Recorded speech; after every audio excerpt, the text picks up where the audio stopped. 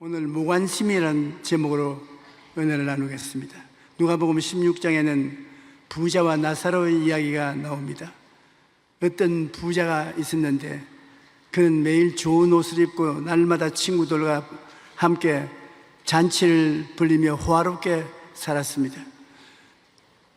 그런데 그 부잣집 대문 밖에 나사로라는 거지가 온 전신에 흔대를 나르며 버림받아 개들과 같이 먹고 자고 있었습니다. 그러나 그 집 주인은 부자가 되어서 매일같이 잔치를 베풀며 살았습니다. 요사이 오늘날 우리 사고방식으로 보면 부자에게 큰 잘못이 없는 것처럼 보입니다. 내가 벌어서 내가 선다는데 누가 뭐라고 하겠습니까? 하지만 하나님께서는 그에게 죄를 물었습니다. 무슨 죄였을까요? 무관심의 죄를 책망했습니다. 그는 산의 진미를 배불리 먹으면서도 자기 집 대문간에 굶어 죽어가는 사람에게 무관심했습니다. 만약 우리가 주변의 어려운 이웃들에 대해 무관심하게 되면 이 부자와 크게 다를 바가 없습니다. 무관심한 사회에 우리가 오늘날 살고 있습니다. 2006년 데이비드 샤프라는 등반가가 혼자 에베레스트 등산에 도전했다가 8,500m 지점에서 저체온증으로 쓰러졌습니다. 다른 등반팀 40여 명이 그 옆을 지나가서 죽어가는 그를 보았지만은 그 사람에게 도움을 베풀지 않고 지나갔습니다. 그 결과 그는 저체온증으로 죽었습니다. 당시 이 조난자를 지나갔던 등반팀들은 우리 건강을 버티기도 힘이 드는데 그 사람 한 사람을 돌봐줄 수 없었다고 변명했습니다. 그러나 어쩌면 우리 사회가 오늘날 그 등반한 사람들의 형편과 같지 않나 생각이 됩니다. 나 혼자도 먹고 살기 힘든데 이웃을 돌보라고 하는 것은 쉬운 일이 아니라고 말합니다. 이웃이 죽어가도 모른 척 하는 일은 없었는지 우리 크리스찬들은 생각해 봐야 될 것입니다. 무관심한 사회 속에 우리는 참으로 무관심하게 살아가고 있습니다. 한 곳에 수년을 살아도 이웃에 누가 사는지 모르고 심지어 이웃에 누가 죽어나는지도 모릅니다. 요즘 노인이나 홀로 사는 사람들이 혼자서 죽음을 맞이하는 고독사가 심각한 사회 문제가 되고 있습니다. 혼자 죽은 사람이 무려 1,200명으로 최근 4년 동안에 50%나 증가한 것입니다. 예수님께서 홀로 죽어가는 사람 방치하고 내버려 두는 것을 원치 않습니다. 요사이는 홀로 죽어간 사람들이 너무나 많기 때문에 그 유품을 정리해 주는 새로운 직업까지 생겨났습니다. 로마서 12장 15절에 보면은 즐거워하는 자들과 함께 즐거워하고 우는 자들과 함께 울라고 우리에게 교훈하고 계십니다. 예수님의 관심은 특별히 가난하고 병들고 버림받은 사람에 대해서 깊었습니다. 예수님께서는 이 땅에서 사역하실 때 늘 가난하고 소외된 사람들에게 관심을 가지고 돌봐 주셨습니다. 가난하고 배고픈 사람들을 먹이셨고 모든 병자들을 고쳐주셨으며 세리나 창기와 같이 손가락질을 받던 사람들의 친구가 되어주셨습니다. 남편을 5이나 두었던 사마리아 여자가 뜨거운 정오에 사람들의 눈을 피해 물을 기르러 왔을 때 예수님께서는 그 여인에게 영원히 목마르지 않은 샘물을 주셨습니다. 사람들이 손가락질을 받으며 살아가던 삭개오의 집에 들어가서 함께 음식을 먹고 그에게 구원의 은혜를 베풀어 주었었습니다. 우리를 향한 하나님의 관심도 얼마나 큰지 모릅니다. 예수님께서 말씀하기를 참새 2마리가 한 앗사리온에 팔리지 않느냐. 그러나 너희 아버지께서 허락하지 아니하시면 그 참새 한 마리도 땅에 떨어지지 아니한다. 너희에게는 머리털까지 다 세신 바 되었으니 내 머리는 세기가 쉬워요. 여러분을 보고 말할 것입니다. 머리털이 많은 분, 머리털이 많아도 주님이 그 머리털을 다 헤아리고 있다고 말했습니다. 두려워하지 말라. 너희는 많은 참새보다 귀하니라. 우리는 종종 과연 하나님이 나 같은 사람을 생각하고 있을까? 그런 질문이 가슴에서 우러납니다. 그러나 하나님께서는 이처럼 우리에게 관심을 가지고 세심하게 돌보시고 계십니다.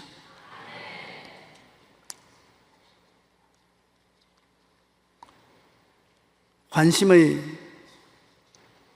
힘은 대단합니다.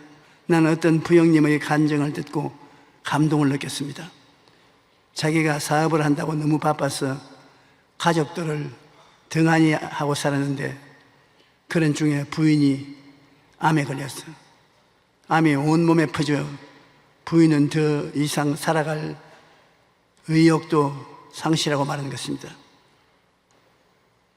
그래서 부인과 가정에 무관심했던 그 남편이 아내를 살려달라고 하나님께 기도를 드렸습니다. 집사람을 살려주십시오. 그러니까 하나님 성령이 말씀하시기를 관심을 기울여 주라. 너 아내를 그냥 내동댕이 쳐 놓았기 때문에 저렇게 됐지 않냐. 관심을 기울여 주라. 그래서 하나님 앞에 회개하고 그날부터 아침에 자고 깨면 세숫대 세숫물 떼서 와서 아내에게 얼굴 씻어주고 그 다음 밥을 지어서 직접 밥 숟가락을 아내 입에 갖다 대어주고 목욕통에 물 데워서 목욕시켜주고 옷 벗겨주고 옷 입혀주고 그러고 아내 옆에 앉아가지고서 찬송가 불러주고 기도하고 그러니 그 부인이 무슨 쇼 한다고 이런 짓을 하냐 두고 보자. 한 달이 지나도 그렇게 하고 2달이 지나도 그렇게 하면서 그 남편은 결판이 날 때까지 내 무관심에 죄를 회개하고 부인을 보답해 주겠다고 했는데 부인이 가만히 보니 이 보통의 일이 아니라 남편을 사랑하게 되고 마음에 기쁨이 들어오게 되고 사는데 희망이 생겨서 그만 암이 나아버리고 말하는 것입니다.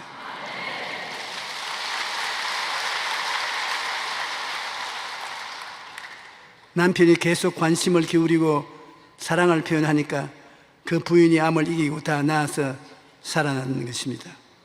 그래서 그 남편이 간증하기를 관심을 기울이는 것보다 더 중요한 약은 없다고. 그래서 그 간증을 읽고 저도 마음이 굉장히 감동이 되었습니다. 그러한 사랑을 베풀면 암만이라 어떤 병도 물러가고 마는 것입니다. 마음의 즐거움은 양약이라도 마음의 슬픔은 뼈로 썩게 하는 것입니다. 하나님은 이런 사랑을 갚아주시는 것입니다. 예수님께서는 누구든지 제자의 이름으로 이 작은 자 중 하나에게 냉수 한 것이라도 주는 자는 내가 진실로 너에게 이르노니 그 사람이 결단코 상을 잃지 아니하리라고 말씀하셨습니다. 냉수 한 그릇은 사람의 눈에 보잘것없고 초라하게 보이지만 하나님의 눈에는 그렇지 않습니다. 하나님께서는 우리 마음의 중심을 보시기 때문에 작은 것이라도 나누면 하나님께서 갚아주시는 것입니다. 힘들고 각박한 세상이지만 나누고 베푸는 마음이 있으면 세상이 따뜻해지고 살맛이 나는 곳이 됩니다. 누가복음 6장 38절엔 주라 그리하면 너희에게 줄 것이니 곧 후이 되어 누르고 흔들어 넘치게 해서 너희에게 안겨주리라. 너희의 헤아리는 그 헤아림으로 너희도 헤아림을 도로 받을 것이니라고 말씀하고 계신 것입니다.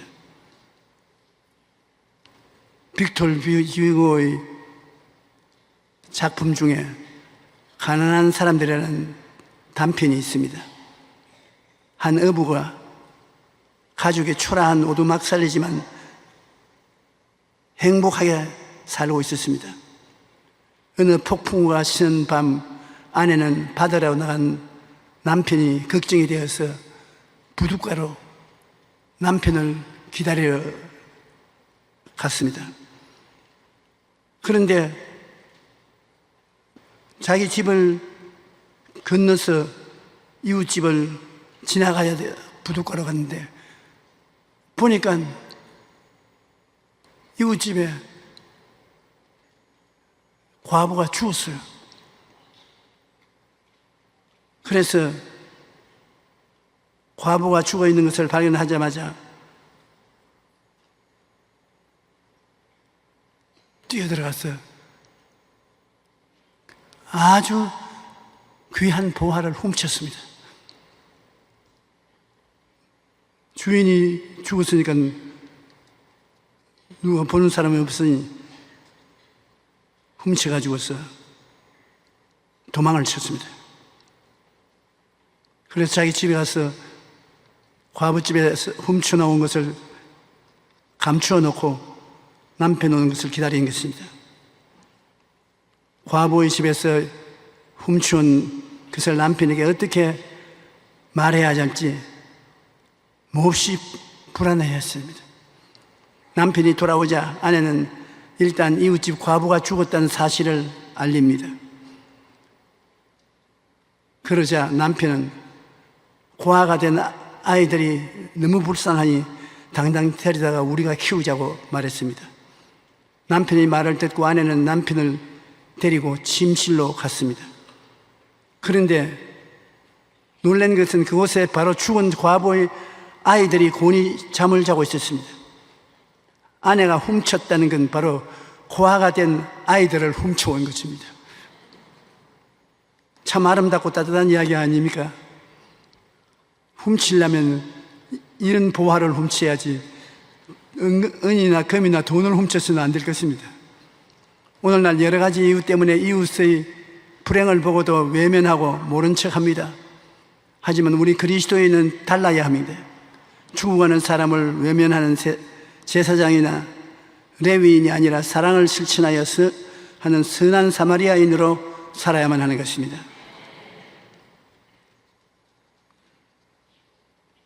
성경에는 이웃과 나누어 가지며 살아라고 말씀하고 있습니다.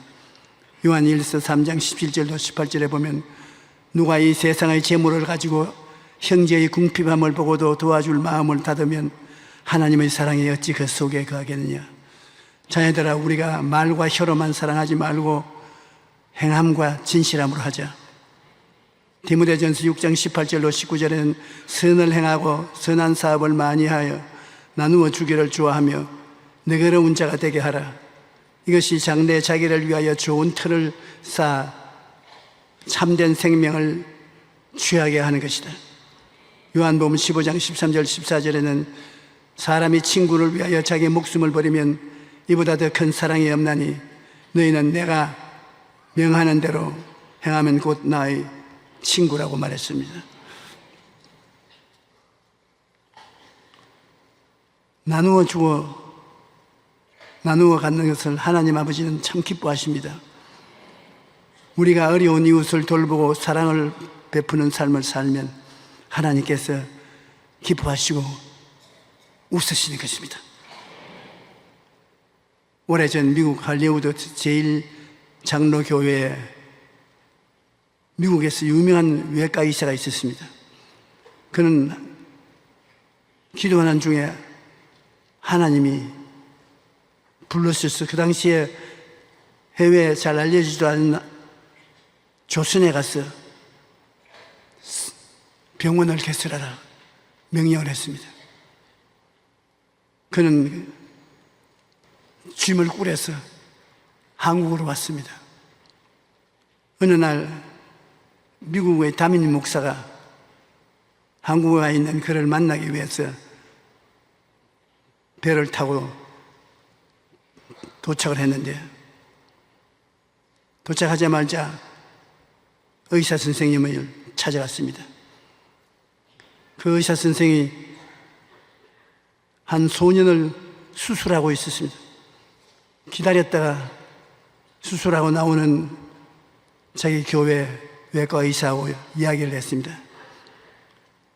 당신이 미국에서 이런 정도의 수술을 하면 얼마 받습니까?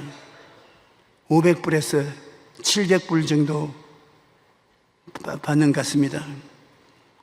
목사님 다시 물었습니다. 그럼 이번 수술한 이 어린 애기 때문에는 얼마나 받습니까? 그러자 의사가 대답하기를 몇 센트밖에 안 됩니다. 몇 전밖에 안 받습니다. 그러니까는 목사님이 눈을 크게 뜨고 몇백 불 받을 환자들을 두고서 여기에 동전 몇 분도 안 되는 몇 전 받기 위해서 옵니까? 그게는 그가 하하하하 그게 웃으면서 돈 뒤에 따라오는 하나님의 웃는 소리가 들립니다. 나는 그 때문에 한국에 나와 있습니다. 내가 돈이 없고 불쌍한 사람들을 돈 가치도 안 되는 몇 푼의 돈을 받고 수술을 해주는 것은 하나님이 웃는 소리가 들리기 때문에 그것을 하는 것입니다. 잠언서 19장 17절에 보면 가난한 자를 불쌍히 여기는 것은 야훼께 구워드리는 것이니 그의 선행을 그에게 갚아주리로다. 히브리서 13장 10절에는 오직 선을 행함과 서로 나누어 주기를 잊지 말라. 하나님은 이 같은 제사를 기뻐하시나니라. 우리가 서로 사랑하면 우리가 예수님의 제자라는 것을 세상에 알게 되는 것입니다. 요한복음 13장 34절로 35절에 내 계명을 너희에게 주노니 서로 사랑하라. 내가 너희를 사랑한 것 같이 너희도 서로 사랑하라. 너희가 서로 사랑하면 이로써 모든 사람이 너희가 내 제자인 줄 알리라. 예수님은 심판하러 이 세상에 오신 것이 아니라 사랑을 하기 위해서 오셨습니다. 그렇기 때문에 예수님이 죄인을 만나서 이야기할 때 그 죄인을 정죄하지 아니하시고 언제나 회개시켜서 영원한 생명을 얻게 하려고 노력하신 것을 우리가 볼 수 있습니다. 숲의 나무들처럼 홀로 서 있는 나무는 바람이 거세게 불면은 뿌리채 뽑힙니다. 폭풍우가 불어오고 난 다음에 가로수들이 여기저기에 쓰러져 있는 것을 봅니다. 왜냐하면 뿌리가 아무리 깊이 내려가도 바람이 휘 불면 외로운 뿌리는 그냥 뽑히는 것입니다. 그러나 수풀에 있는 나무들은 폭풍우가 불어와도 넘어지지 않습니다. 왜냐하면 수풀은 서로 엉켜져서 뿌리가 서로를 끌어안고 있기 때문에 여한 바람이 불어도 까딱 없어요. 어떠한 사람이 칠렁쿨이 나무를 휘어 감고 나무는 그 칠렁쿨에 목이 조여가지고서 있는 것 같이 보였습니다. 그래서 저 칠렁쿨을 벗겨줘야 되겠다. 그렇지 않고는 저 나무가 자기를 휘어 감고 올라가니 귀찮게 되겠다고 생각했습니다. 그런데 하루 밤새 동안에 굉장히 바람이 불고 큰 비가 지나갔는데 칠렁쿨이 감겨있는 나무는 까딱없고 자유로운 나무는 모조리 다 쓰러져 있습니다. 평소에 보기에 감고 있으니까 괴롭게 보이지만은 바람이 불고 비가 쏟아지니까 이 칠렁쿨이 나무를 휘어 감고 붙잡고 있기 때문에 칠렁쿨도 살고 나무도 살았어요. 우리가 평소에 이웃과 서로 주고받고 사랑하고 살면은 귀찮은 일도 많지요. 그러나 시련이 다가오게 되면 다른 사람들은 낭패를 당하고 쓰러질지라도 이웃에 좋은 친구를 많이 사귀어 놓은 사람은 서로 붙들어주고 도와주어서 이겨나갈 수가 있는 것입니다.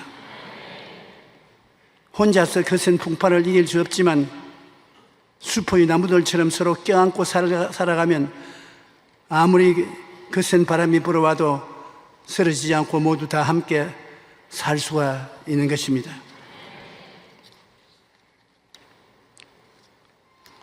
우리는 이 땅에 하나님의 부르심을 받아 살아가는 동안에 사랑을 받고 사랑을 해주면서 살아가는 것이 가장 귀하다는 것을 느껴야 되는 것입니다.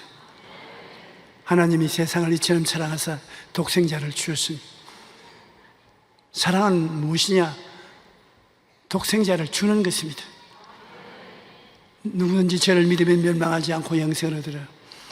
하나님 아버지는 예수님을 주셨습니다. 우리 한국교회의 자랑은 바퍼 장로님들이 계셔서 아침밥 못 먹는 사람에게 아침밥을 지어서 먹게 해주는 바퍼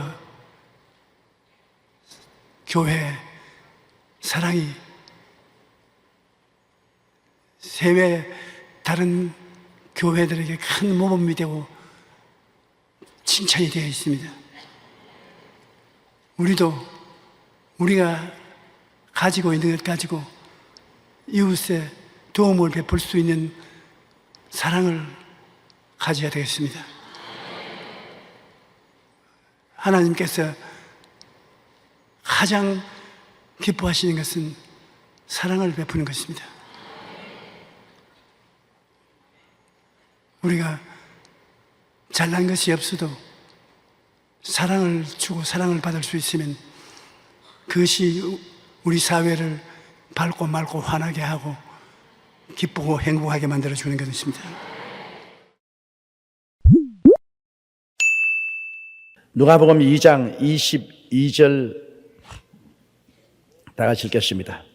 모세의 법대로 결례의 날이 참에 아기를 데리고 예루살렘에 올라가니 이는 주의 율법에 쓴 바 첫해 처음 난 남자마다 주의 거룩한 자라 하리라 한 대로 아기를 죽게 드리고.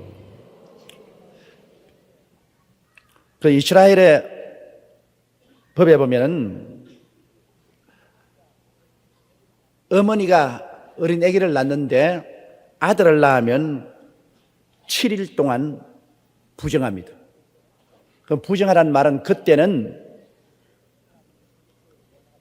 하나님의 성소에도 못 나갈 뿐 아니라 그가 만지는 모든 물건은 부정합니다.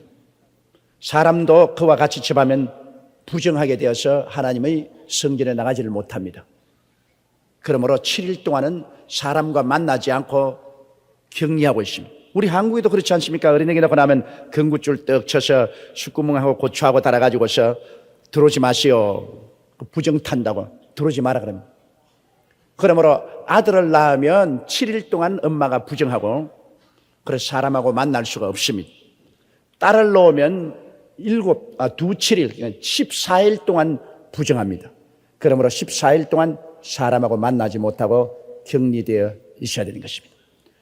그리고 이제 이 어머니가 산열이 깨끗하게 되어서 자녀를 데리고 성전에 가서 하나님 앞에 어린아기를 봉헌한 그것은 남자는 40일 만에 이제 결례를 행해야 됩니다. 엄마가 아기를 데리고 성전에 나가서 어린 양을 잡아서 속죄하고 그리고 비둘기 한 쌍, 어린 산비둘기 방구 둘을 잡아가지고서 속죄 제사와 정결하게 한 제사를 드려야 되는 것입니다.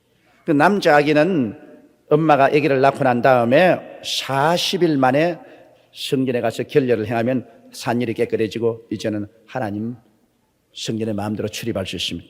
여자 아기는 아기를 낳고 난 다음 80일 만에야 결례를 행하러 올라갈 수 있습니다. 가서 속죄제와 정결케 하는 제사를 드릴 수가 있는 것입니다.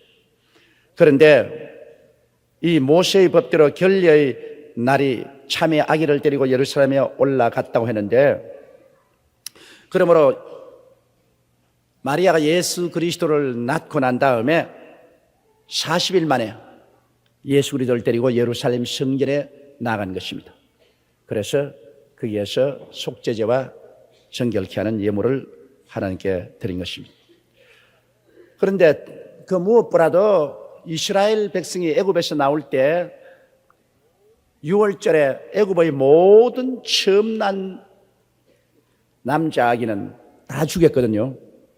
그러니까 유태민족의 어린아이들만 안 죽었지 애굽의 왕실로부터 종의 집에까지 맏자식은 다 쳐서 죽였습니다.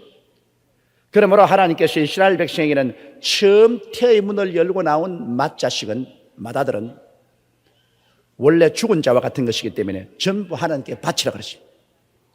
이래서 처음 낳은 아들은 반드시 하나님께 데리고 가서 바치되 그 목숨을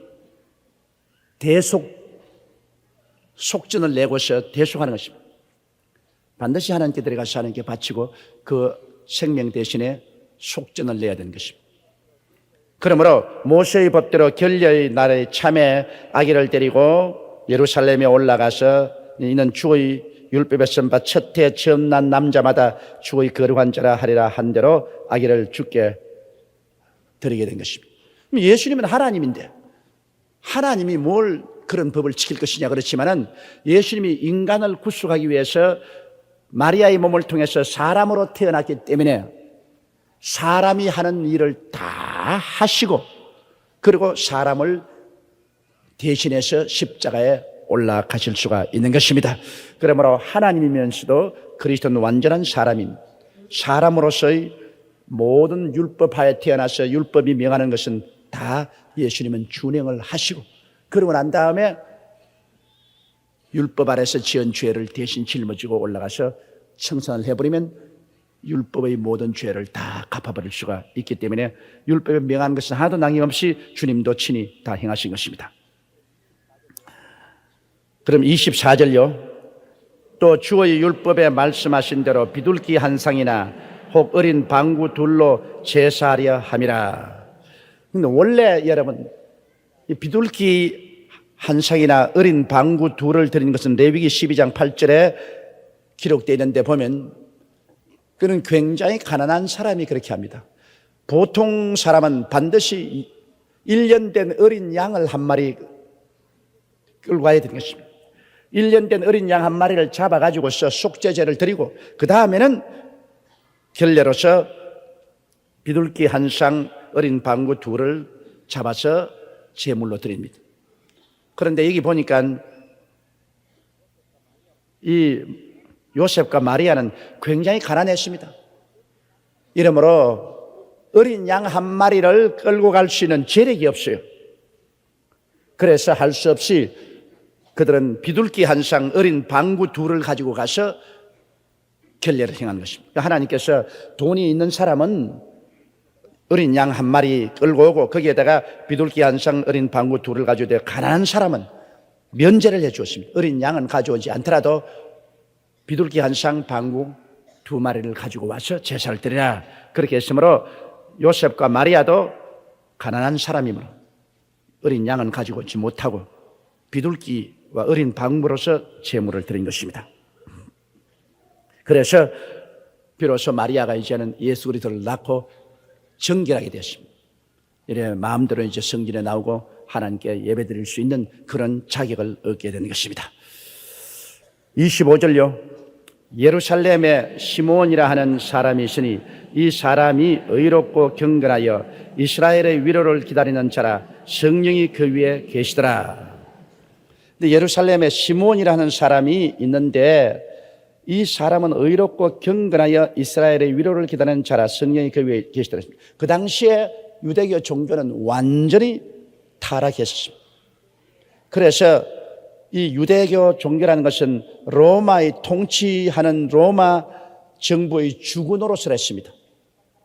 이러므로 정말 하나님을 섬기는 것보다는 국민들 위해 군림하고 그리고 치부하고 화스러운 삶을 살고 로마 정부에 아부하는 이러한 비종교적인 그런 집단이었습니다.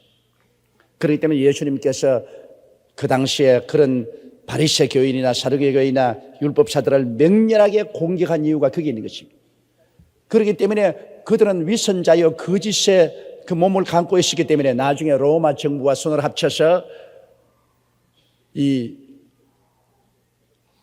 바리새 교인, 사두개 교인, 율법사 그들의 대제사장이 합쳐가지고서 예수님을 십자가에 못 박아 죽인 것입니다.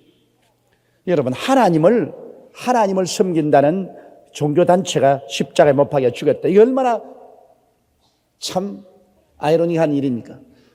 하나님을 섬긴다고 하면서 하나님이 오시니까 그 하나님을 붙잡아서 십자가에 못 박아 죽여버렸으니 얼마나 적그리스도의 단체가 되었다는 것을 보여주지 않습니다. 종교단체라는 것은 잘못하면 자기가 하나님을 섬긴다고 하면서 완전히 마귀 단체로 전락할 수 있는 위험이 다분히 있습니다.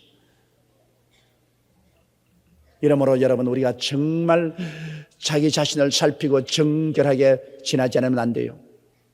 중세 가톨릭은 수많은 신교도들을 잡아 죽였습니다. 더구나 불란스 같은 데는 가톨릭에서 용기병이라는 그런 기병을 일으켜 가지고서 유구노라는 이 신교 단체를 습격을 해서 몰살시켰습니다.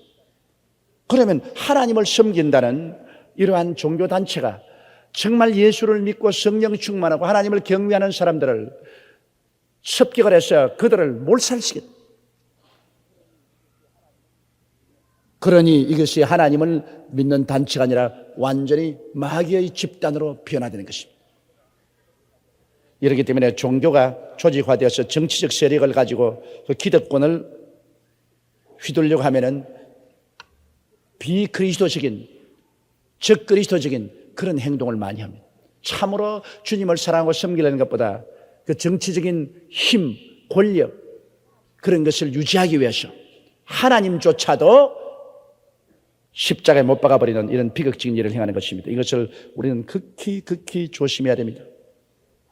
정말 우리의 양심이 깨어지고 순수하게 하나님 그 발 앞에 엎드려 하나님을 사랑하고 성령의 인도를 받아야지, 하나님의 종교를 집단적인 정치적인 그러한 권력의 신여로 삼아버리면 그 종교는 완전히 부패해버리고 마는 것입니다. 그런데 그런 상황에 있는 예루살렘의 시몬이라는 사람은, 이 사람은 참으로 의롭고 경건하게 하나님을 섬겼기 때문에 하나님의 성령이 그 위에 머물러 있습니다.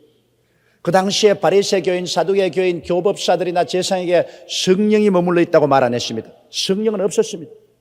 그들은 육체에 속한 사람입니다. 그러나 이 시몬은 성령이 그 위에 머물러 있었습니다. 지금 문제가 그겁니다. 하나님의 교회는 성령이 머물러 있어야 하나님의 교회지, 성령이 떠난 곳은 하나님의 교회가 아닙니다. 그것은 인간의 단체에 불과한 것입니다. 또 예수 믿는 사람이 아무리 주를 믿는다고 야단 법석을 해도 성령이 그 속에 있어야지, 성령이 없으면 그는 예수 믿는 사람이 아닙니다. 종교인은 될지라도 예수 믿는 사람이 아닙니다. 그리스도의 영이 없는 사람은 그리스도의 사람이 아니라고 말했습니다. 교회는 성령이 세우신 것이고, 예수 믿는 사람은 성령으로 말미암아 회개하고 예수를 믿고 성령이 그 속에 거하고 있는 사람이 예수 믿는 사람인 것입니다. 이렇기 때문에 성령과 우리 기독교 신앙이란 절대적인 연관성이 있습니다. 오늘날 어떤 교회들이 성령을 배반하고 성령을 마귀라고 하고 소방선호를 하고 있는데, 그것은 벌써 교회가 아닙니다. 그것은 벌써 인간적인 하나의 종교 집단에 불과하지 하늘나라는 상관이 없는 것입니다. 이러므로 우리는 성령님을 조심해야 됩니다. 말로서 그리스도를 욕해도 용서받지만은 말로서 성령을 회방하면 금세나 내세 용서를 받지 못합니다. 오늘날 교회의 주인은 성령이시고 우리를 구원해서 천국까지 이끌어가는 역사는 성령이 행하시는 것입니다. 이러므로 우리는 항상 성령님을 인정하고 환영하고 모셔드리고 예배드리고 성령을 의지하고 살아나가야 되는 것입니다. 성령 안에서 예수님을 만나고 성령 안에서 우리가 하나님을 경배할 수 있는 것입니다. 성령 떠나시는 우리는 아무것도 할 수 없습니다. 그러므로 이 그리스도 예수 당시에도, 그 당시에 대제사장이나 제사장들에게 성령이 있다고 말 안 했습니다. 바리새나 사두개 교인들이 성령이 있다고 말하지 않았습니다. 그 당시에 종교의식에 성령이 있다고 말 안 했습니다. 개인적으로 시몬과 같이 지극히 의롭고 경건하여 이스라엘의 위로, 즉 구세주를 간절히 기다리는 이런 사람에게 개별적으로 하나님의 성령이 임하여 계셨습니다. 26절요. 제가 주의 그리스도를 보기 전에 죽지 아니하리라 하는 성령의 지시를 받았더니, 그 성령께서는 예수를 증거하는 영인 것입니다. 성령도 우리 영으로 더불어 우리가 하나님의 자녀된 것을 증거하시라니. 할렐루야. 내가 예수 믿고 구원받은 확신이 없는 것은 성령이 역사하지 않기 때문에 그런 것입니다. 성령이 역사하면 구원받은 확신이 마음속에 생겨나는 것입니다. 그리고 예수님에 대한 의심이 자꾸 생겨나는 것은 성령 충만하지 않기 때문에 그런 것입니다. 성령이 오시면 예수 그리스도가 구주됨을 확실히 우리 마음속에 믿도록 해 주시는 것입니다. 그러므로 이 시몬 같은 사람도 그가 하나님을 경배하며 성령을 살 때 그 위에 임하신 성령께서 그에게 계시해 주기를, 그가 하나님이 보내시는 예수 그리스도를 보기 전에는 죽지 않을 것이라는 그런 확신을 주셨습니다. 너는 예수 그리스도를 보고야 죽을 것이다. 나이가 많았는데도 그런 확신을 성령이 주셨습니다. 오늘날 우리의 가슴 속에도 오는 성령의 지시가 늘 있지 않아요? 우리 기도만 하면 예수님이 쉬 강림하실 것이다. 예수님이 쉬 강림할 것이다. 우리가 죽기 전에 그리스도가 강림하실지도 모른다. 그러므로 우리는 예비하고 있어야 하는, 그날과 그 시는 아들도 모르고 천사도 모르고 아버지만 아시는데 갑자기 하나님 아버지께서 이날이다, 이제 끝이다, 그러면 주께서 호령과 천사장의 고함과 하나님의 나팔로 친히 하늘로 쫓아 강림하실 때 성령으로 감동된 사람들은 주 안에서 죽은 자들이 다 일어나고 살아남은 우리들도 성령이 속에 있는 사람만 확 변화되어 버리고 마는 것입니다. 종교를 가진 사람은 변화되지 않습니다. 속에 성령이 계신 사람은 성령의 능력으로 순식간에 변화가 되어버리고 마는 것입니다. 약한 몸이 강한 몸으로, 추한 몸이 영화로운 몸으로, 육의 몸이 신령한 몸으로 아주 순식간에 변화돼 버린 것입니다. 그때면 우리 깜짝 놀라갑니다. 이거 어떻게 됐냐? 뭐 완전히 변화돼 버렸어. 파파 할머니가 30대 아가씨가 돼 버려. 그때는 아가씨가 아니지, 아들과 딸 구별이 없으니까. 할아버지가 완전히 30대 청년이 돼 버려. 이거 웬일인가? 순식간에 변화되는 것입니다. 그러므로 지금 우리가 나이가 뭐가 늙는다고 탄식할 필요가 없는 것은 한번 연습해 보는 겁니다. 늙는 연습.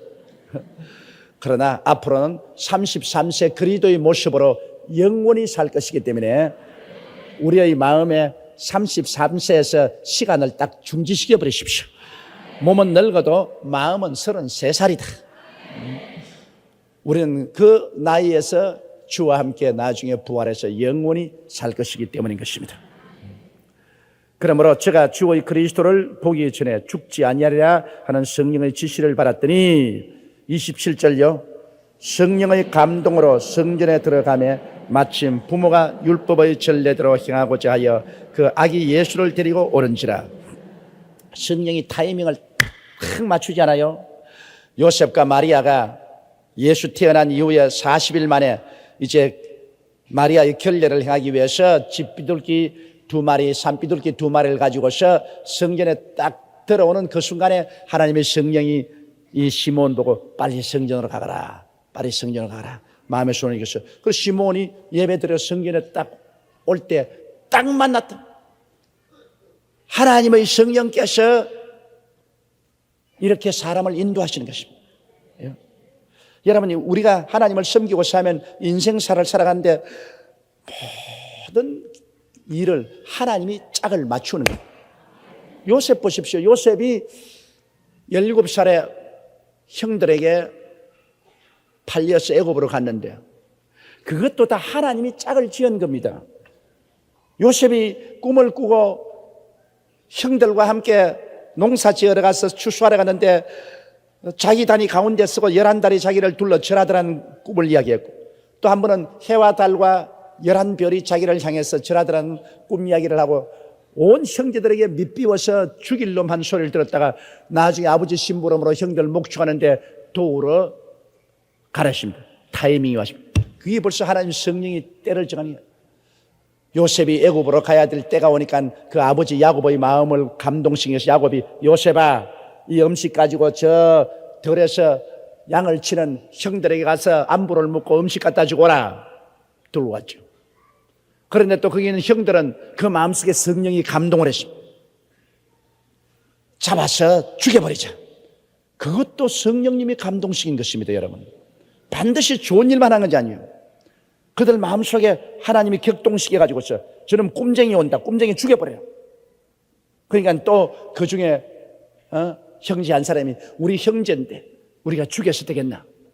그러지 말고 우리가 마른 우물에 던져 넣어버리죠. 그 다 하나님이 감동시켜서 하는 것입니다. 그래서 옷을 빼앗고 마른 우물에 집어넣었다가 또 그때 타이밍을 딱 맞춰가지고서 미디안 대상이 향품을 가지고서 그 옆을 지나가게 만들었습니다. 꼭 그때 하나님이 벌써 타이밍을 맞춘 거예요. 그러니까 그들이 야 우리 저 구덩이에 던져서 죽일 필요도 있노? 돈 벌자. 저거 팔면 은 20냥 벌 수 있지 않느냐. 그래서 여보 미디안 대상들 종 하나 사겠소? 사지. 은 20냥 내놓으시오. 그래서 빨가벗은 요셉을 그들에게 팔아먹었다.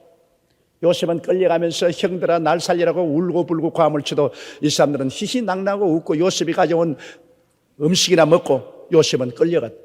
우리가 보기에는 굉장히 비참한 것 같지만은 그것 다 하나님이 계획하신 것입니다, 여러분.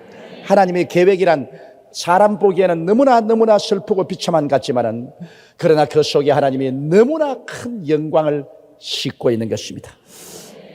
밤 가시가 숭글숭글 나서 얼마나 그 보기 흉하고 잡으면 찌르지요.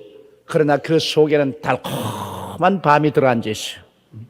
고통스럽고 괴로운 우리의 환경이 다가오더라도 그 고통스럽고 괴로운 가시 가운데는 달콤한 밤을 하나님이 예비해 놓으신 것입니다.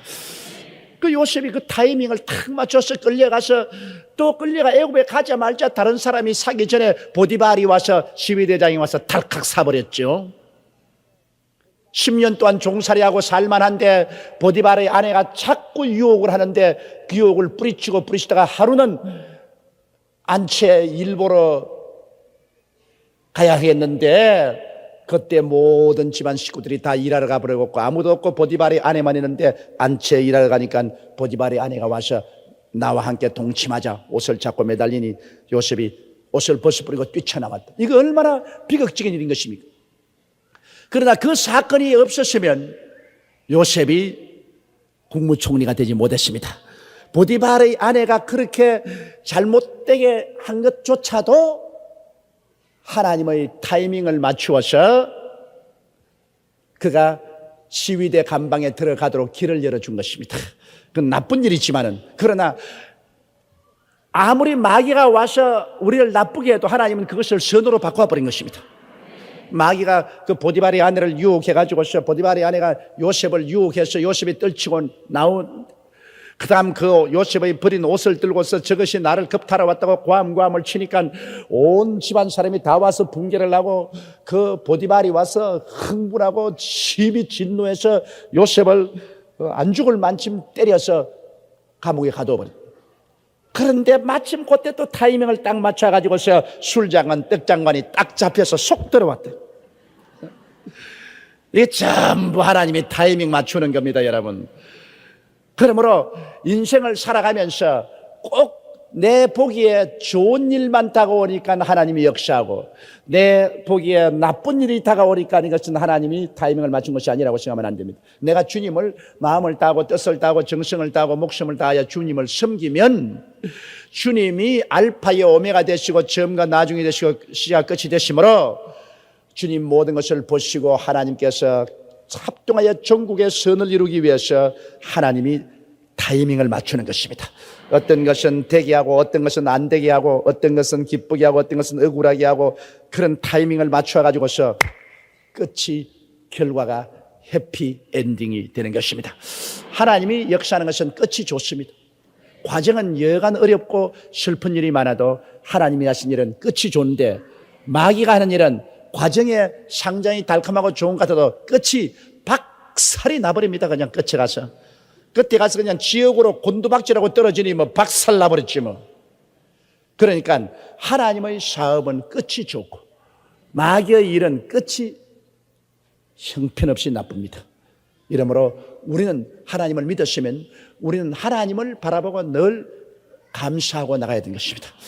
현실적으로 어려워도 현실적으로 고통스러워도 하나님께서 타이밍을 맞춰 가지고서 끝이 좋게 만든 것입니다. 예수님께서 그 어머니 마리아와 그 양아버지 요셉의 품에 안겨서 성전에 딱 들어온 그때 성령께서는 또 시므온을 감동시켜 가지고서 성전에 싹 들어오도록 타이밍을 맞춘 것입니다. 이렇게 하나님의 성령께서 우리를 이끌어 주십니다. 이러므로 우리는 성령님을 인정하고 환영하고 모시드리고 의지하고 성령의 인도함을 받으면 하나님의 자녀로서 영광스러운 삶을 살아갈 수가 있는 것입니다. 28절요. 시므온이 아기를 안고 하나님을 찬송하여 가로되. 그 예수를 보자마자 그만 시므온의 가슴 속에 성령이 막 끓어오릅니다. 막 마음에 성령이 그 심장을 뛰게 하는 거예요.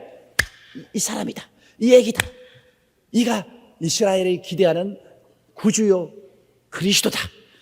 그래서 그는 막 가서 덥석 예수 그리스도를 자기가 마리아의 품에서 받아 안아가지고서 예수를 품에 안고 그는 하나님을 찬미합니다. 29절 우리 것입니다. 주제여 이제는 말씀하신 대로 종을 평안히 놓아주시는도다. 내 눈이 주의 구원을 보았사오니 이는 만민 앞에 예비하신 것이요 이방을 비추는 빛이요 주의 백성 이스라엘의 영광이니이다 하니. 자, 성령으로 말미암아 이 시므온이 이 노래를 불렀습니다. 그 자리에서 시를 지어서 그 자리에서 이 시를 가지고서 하나님을 찬미합니다. 주제여, 온 천지를 지으시고 다스리는 주제는 하나님 아닙니까? 주제여, 이제는 말씀하신 대로 종을 평안히 놓아주신. 너가 죽기 전에 주의 그리스도를 버리라. 그러므로 그는 죽을 수가 없었습니다. 왜냐? 주의 그리스도를 보아야 이제는 이 세상 삶에서 놓여나서 편안히 천국으로 가겠는데 주의 그리스도를 보지 못했으므로 죽지를 못했습니다. 그리고 마음이 항상 주의 그리스도를 기다리면서 그는 초조하고 있었습니다. 그런데 주의 그리스도가 들어오는 것을 보고 자기 품에 안았으니 주님 성령이 말씀하신 대로 이제는 종을 평안히 놓아주신다. 이제는 편안. 이제는 지금 죽어도 한이 없습니다. 이제 오늘 가도 한이 없습니다. 이제는 내 목적을 달성했습니다. 내가 주의 그리스도를 만나기를 고대하고 있는데 이제 만났으니 이제 마음의 모든 고대함도 다 이루어지고 이제는 내 나이 많이 먹었으니 그리스도를 보고 믿어서 구원을 얻었으니 이제는 죽어도 좋습니다. 주제의 이제는 말씀대로 종을 평안히 놓아주시는도다. 내 눈이 주의 구원을 보았사오니. 야, 이거 얼마나 좋습니다. 내 눈이 주의 구원을 보았사. 여기에 의인인 시몬은 그의 눈이 주의 구원을 보았는데 우리는 어떻습니까? 우리는 주의 구원을 보았습니까? 들었습니까? 들었습니다. 할렐루야. 시몬은 구원을 보았고 우리는 구원을 들었습니다. 그는 보고 그러나 들었고 우리는 듣고 마음으로 보았습니다. 우리는 구원을 들었습니다. 믿음은 들음에서 나며 들음은 그리스도의 말씀으로 말미암니라. 그러므로 우리는 이제 오늘 자꾸 사람들에게 듣도록 해야 되는 것입니다. 구원은 우리는 듣는 시대입니다. 구원을 보는 시대가 아닙니다. 구원을 듣는 시대인 것입니다. 그러나 시몬은 구원을 보았습니다. 내 눈이 주의 구원을 보았사오니. 그러면 이는 만민 앞에 예비한 것이요. 자, 온 천하 만민을 위해서 하나님이 예비한 것이다. 하나님은 원래 야훼 이레지 않습니까? 예비한 하나님. 하나님께서 그리스도를 창세전에 예비하셨다고 말했습니다. 이 지구를 만들기 전에 사람도 지었기 전에 이미 하나님은 만세전 끝을 보시기 때문에 하나님은 만세전에 예비한 죽임을 당한 어린 양이라고 말했습니다. 그러니 하나님의 계획이 얼마나 심도 있고 큰지 우리 상상 못해요. 이 지구도 생기기 전에 해와 달과 별들도 생기기 전에 시간도 생기기 전에 그 옛날 또 그 옛날 그 옛날 또 그 옛날 억천만급 그 아득한 옛날 그 영원 무궁한 태고에 벌써 하나님께서는 예수 그리스도를 우리 구주로 예비해 놓으신 것입니다. 할렐루야. 여러분과 내가 그리스도 안에서 택함을 받았다고 하니까 여러분과 내가 예수 믿은 것 뿌리가 여기 있는 건 아닙니다. 뭐 내가 10년 전에 믿었다, 내가 2년 전에 믿었다, 내가 일주일 전에 믿었다, 그게 아닙니다. 여러분의 신앙의 뿌리는 태고 만대 이미 하나님이 그리스도 안에서 우리를 택해 놓으신 것입니다. 그러므로 해와 달과 별들도 생기기 전에 이미 여러분은 그리스도 안에서 택함을 받으셨습니다. 사람이 이 땅에 태어나기도 전에 만들어지기도 전에 이미 하나님 속에서 여러분의 이름이 알려지고 여러분의 존재가 이해되고 이미 그리스도 안에서 택함을 받으셨습니다. 야, 그러니 우리의 뿌리가 무궁무진합니다. 한번 따라 말씀해서 나의 뿌리가 무궁무진하다. 새카맣다. 그러니 여러분께서 뭐 현재 우연히 왔다가 우연히 사라지는 그런 존재라고 생각하지 마십시오. 이 세상에 태어나서 예수 믿는 사람들은 절대로 우연한 존재가 아니라 만고 태초에 벌써 하나님이 우리를 하나님 백성으로 만들려고 계획하시고 작정하시고 이때 태어나게 하셔서 예수를 믿고 구원을 받도록 하신 것입니다. 이러므로 여러분의 뿌리가 영원한 하나님의 가슴 속에 있다는 것을 생각할 때 우리는 굉장히 귀한 존재인 것입니다. 할렐루야. 그러므로 만민을 위해서 하나님이 그리스도 예수를 예비하신 것이라. 그래서 이 예수 그리스도는 이방을 비추는 빛이요, 유대민만 구원하는 것이 아니라 유대인들은 꼭 자기들만 선민이기 때문에 자기들만 구원받는다고 생각했습니다. 그러나 하나님이 유대인을 세운 것은 유대라는 나라를 통해서 구주를 보내시고 그 유대인의 나라를 온 만민의 제사장으로 삼으려고 하신 것입니다. 그런데 그들은 만민의 제사장이요 그들 가운데서 구주를 만민에게 내놓을 그런 나라가 되어야 되겠는데 그들은 그것을 거부했습니다. 그리스도를 십자가에 못 박아버리고 그들은 하나님의 제사장의 국가 되게 할 것을 거부하고 말했습니다.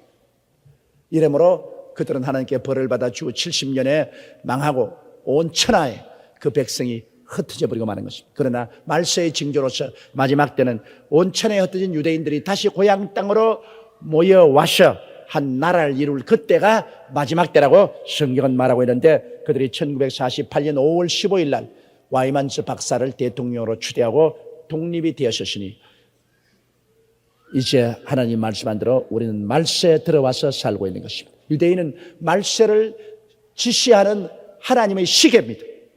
하나님의 시계인 유태 나라로서 성립되고 58년, 68년, 78년, 지금 88년, 98년이 되면 유대인이 나라가 세운 지 50년이 되는 것입니다. 그러므로 이미 우리는 말세의 시간 안에 살고 있는 것입니다. 그날과 그 시는 우리는 모릅니다. 그러나 언제 주님께서 역사를 종말시키고 그리스도가 강림할지 모릅니다. 하나님의 시계인 유대민족이 나라 없이 2000년 동안 흩어져 있다가 나라를 형성하는 그때가 마지막 때라고 말했는데, 그 마지막 때가 벌써 우리 가운데 와서 있는 것입니다. 그러므로 이방을 비추는 빛이요 주의 백성 이스라엘의 영광이다. 이스라엘 백성에는 그들 가운데 구주가 나시니 얼마나 영광이요, 이방인은 그 구주를 바라보고 구원을 받을 수 있으니 얼마나 밝은 빛이 되지 않습니까? 그러므로 시므온은 아기를 안고 이렇게 노래했습니다. 그 다음 33절요. 그 부모가 그 아기에 대한 말들을 기이 여기더라. 물론 예수 그리스도를 그들은 기적적으로 얻었습니다. 가브리엘이 와서 처녀가 잉태하여 아들을 낳도록 선언해 주시고, 그리고 기적적으로 어린아기를 낳고, 또 베들레헴에 있을 때 목자들이 와가지고서 천사들의 보고를 받았다고 와서 경배하고, 동방박사 3사람이 와서 유한과 황금과 몰약으로서 경배하는 여러 가지 증거를 다 얻었습니다만, 그러나 또다시 성전에 들어왔는데 시므온이 와서 그를 안고 구주되심을 찬미하는 걸 보고 그들은 마음속에 참으로 기이 여겼습니다. 하나님의 섭리가 참 묘하구나, 이렇게 마음속에 기이하게 느꼈습니다. 34절요.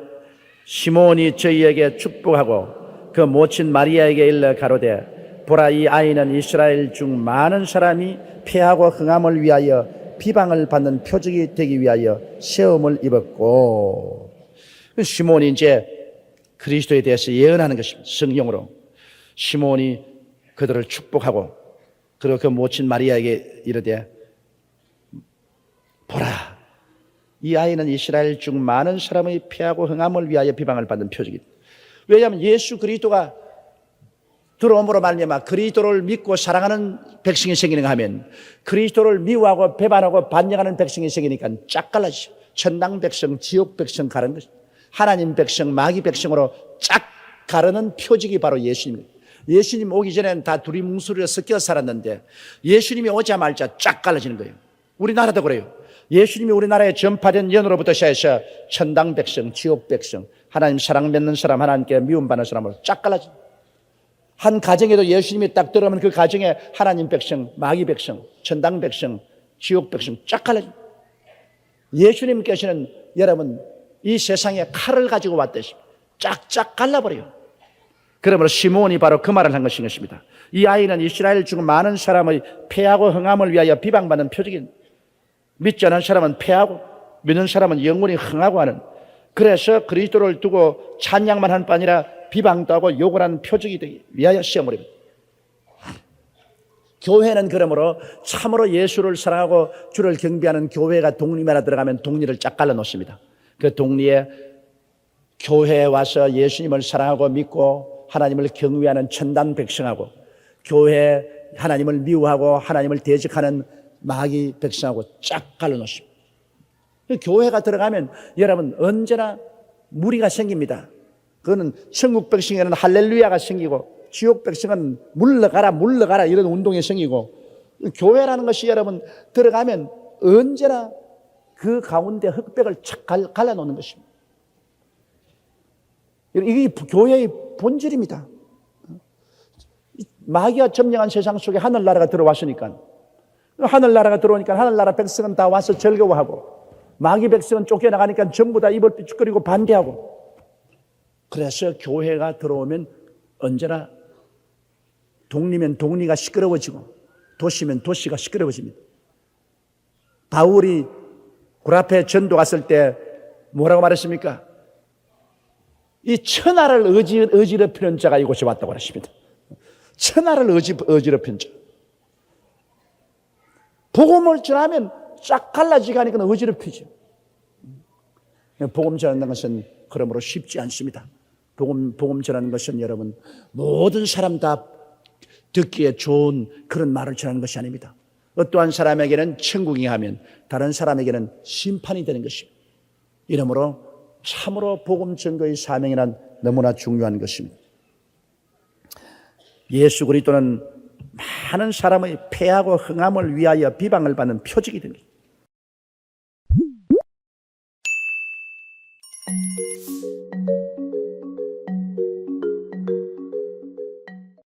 빌립보서 1장 10절부터 있는 말씀을 가지고 오늘 공부하겠습니다. 다 같이 읽겠습니다. 너희로 지극히 선한 것을 분별하며 또 진실하여 허물 없이 그리스도의 날까지 이루고. 빌립보 교인들에 대한 바울 선생의 간절한 기도인 것입니다.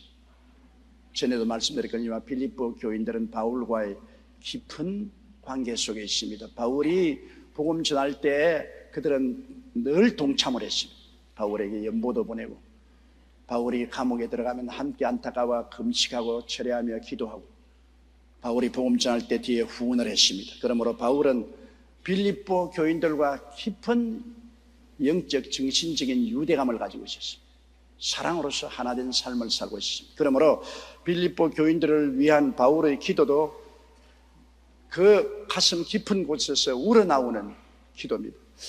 우리가 기도를 해도 이무적으로 입술에서 넘쳐나오는 기도도 있고 이 가슴에서 우러나오는 기도도 있습니다. 우리가 늘 이웃을 위해서 기도하게 되면 많은 경우에서 그냥 입술로 습관적으로 하는 기도가 있고, 그리고 가슴에서 우러나오는 넘치는 사랑의 기도도 있습니다. 그런데 바울이 빌립보 교인들을 향한 기도는 입술에서 나오는 기도가 아닙니다. 마음에서 애끓게 일어나는 간절한 소원을 가지고 기도하는 것입니다. 입술로 하는 기도는 안 하는 것보다 낫지만은 하나님 앞에서 별 효과는 없습니다. 하나님은 간구하는 기도를 들으십니다. 마음에 간절하고 뜨거운 마음의 소원을 아뢰는 때 하나님이 응답하여 주시는 것입니다. 바울은 빌립보 교인들이 지극히 선한 것을 분별하기를 원했습니다. 여러분, 이 세상에 지극히 선한 것이 뭡니까? 한때 예수님께 사람들이 나와서 선한 선생이여 어떻게 하면 구원을 얻으리까 그렇게 물을 때 주님이 왜 나를 선하다고 부르냐? 선하신 이는 한 분밖에 없으니 하나님이시라고 말했습니다. 그러므로 예수 그리스도를 그냥 선한 분으로 생각해서는 안 된다는 것입니다. 선한 분은 하나님 한 분밖에 안 계시니 예수님은 하나님의 아들이니 예수님을 하나님으로 인정을 하라는 것입니다. 여러분, 지극히 선한 분은 하나님 한 분밖에 없습니다. 마귀는 지극히 악한 존재입니다. 하나님은 지극히 선한 하나님인 것입니다. 그러므로 여기에 지극히 선한 것을 분별하라는 것은 모든 것에 하나님의 뜻을 분별하라는 것입니다. 우리가 하는 모든 일과 말과 생각에 하나님의 편에 서서 하나님 뜻을 추구하는 것도 있고 내 탐욕을 따라서 결정하는 것도 있습니다. 우리는 항상 두 세상이 우리 가운데 영향력을 미치고 있는 것입니다. 우리는 하나님의 성령으로 말미암아 하나님의 지극히 선한 뜻을 따라서 살려고 하는 것도 있고, 또 세상 마귀가 자꾸만 우리를 세속적으로 끌고 가려고 하고 탐욕으로 끌고 가려고 하는 그런 마귀의 영향력도 있습니다. 우리 그 속에서 우리는 늘 분별해야 되는 것입니다. 선택을 해야 돼요. 매일매일 선택을 하는 것입니다. 우리가 하나님 지극히 선한 뜻을 따라서 선택하면 하나님을 기쁘시게 하고 영광스럽게 하지만은 그만 세상의 탐욕에 의지해서 세속적으로 영향력을 받아 선택하면 하나님을 슬프게 할 뿐 아니라 마귀를 기쁘게 하고 낭패와 실망에 처하게 되는 것입니다. 이러므로 우리가 매일 간절히 기도해야 될 이유가 있습니다. 우리가 지극히 선한 것을 분별하고 선택하기 위해서는 하나님의 성령의 도우심이 너무나 절실하게 필요합니다. 우리는 분별력이 약해요. 총명이 둔하고 분별력이 약하기 때문에 성령의 도우심이 절실히 필요합니다. 성령은 모든 것을 알고 우리를 도우시는 것입니다. 그러므로 성령을 늘 인정하고 환영하고 모시드리고 의지해야 되는 것은 성령이 우리의 도움는 자가 되어서 우리의 생각을 지배하기 때문인 것입니다. 성령이 우리의 마음속에 소원을 일으키고 생각을 일으킬 때는 내가 성령이다, 내 생각이다, 그렇게 말씀하지 않았습니다. 지극히 거룩하면서 우리 속에 계셔서 우리가 생각하는 것처럼 그렇게 생각하도록 만들어주십니다. 우리가 소원하는 것처럼 그렇게 만들어주는 것입니다. 절대로 우리에게 강요한 것이 아니고 내가 기도하고 난 다음 내 생각이 달라졌다, 내 기도하고 난 다음 내 소원이 달라졌다, 그게 이상하다. 그것은 성령께 영향력을 받은 것입니다. 성령이 나도 모르는 사이에 나의 소원을 일으켜 주시고 내 생각을 변화시켜 주시는 것입니다. 그러나 하나님 성령께 의지하지 않고 세상으로 나가서 세상 사람 말을 듣고 세상의 영향력을 받으면 또 생각이 달라져요. 하나님 믿고 주님 섬기는 것이 어리석게 보이고 그만 세상적인 육신의 정욕, 안목의 정욕, 이 세상 자랑과 탐욕을 따라서 마음을 움직이게 됩니다. 그 마귀가 들어와서 세상적인 영향력을 우리 마음속에 행사해서 그만 하나님을 택하지 않고 세상을 택합니다. 바울 선생이 성경에 나오면 데마는 세상을 사랑하여 데살로니가로 갔다. 그렇게 바울을 열심히 따라다니던 데마도 바울이 감옥에 갇혀서 로마에서 고생할 때 그는 그만 세상을 사랑하여 데살로니가로 갔다. 끝까지 함께 고난당하지 않고 세상을 사랑하여 데살로니가로 갔다. 그 세상적인 영향력, 마귀의 영향력을 받은 것입니다. 아무리 예수님을 잘 믿고 열심히 신앙생활을 한다고 하더라도 우리가 늘 하나님의 뜻을 간절히 찾는 지극히 선한 것을 간절히 사모하는 마음이 없으면 어느 순간에 마귀가 와서 세상을 우리 마음속에 심어줄 수 있습니다. 그렇기 때문에 우리는 항상 기도하고 모든 일에 성급하게 나서지 말고 무슨 일이든지 하나님께 기도하고 기다려야 되는 것입니다. 하나님 앞서서 뛰어서는 안 됩니다.